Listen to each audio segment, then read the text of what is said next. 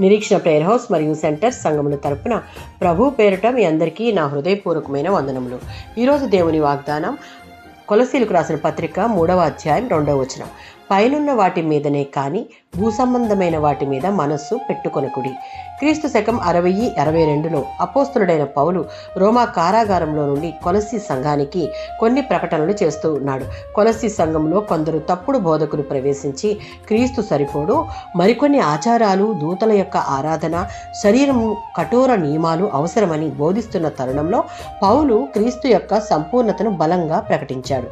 3వ అధ్యాయం 1వ వచనంలో, మీరు క్రీస్తుతో కూడా లేపబడిన వారైతే పై వాటిని వెదుకుడి. అంటే క్రీస్తులో రక్షించబడిన విశ్వాసి జీవితం కొత్తది.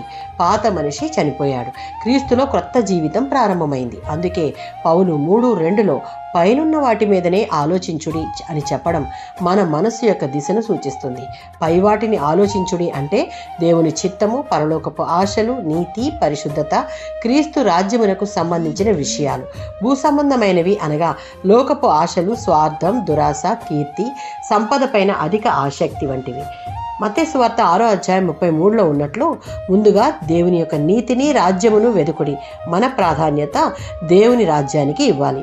ఫిలిప్పీలకు రాసిన పత్రిక 3:20. ఎందుకు అంటే మన అసలు గమ్యం పరలోకం, మన పౌరసత్వం పరలోకమందున్నది అని గుర్తుంచుకొని యోహాను సువార్త 2వ అధ్యాయం 15-17లో ఉన్నట్లు లోకంలో ఉన్నవి అన్నీ నశించేవి కనుక వాటిని ప్రేమించకుడి అని వాక్యం సెలవిస్తూ ఉంది. రోమీలకు రాసిన పత్రిక 12:2. దానికి మన మనస్సును ప్రతిదినం నూతనపరుచుకుంటూ మార్చుకోవాలి.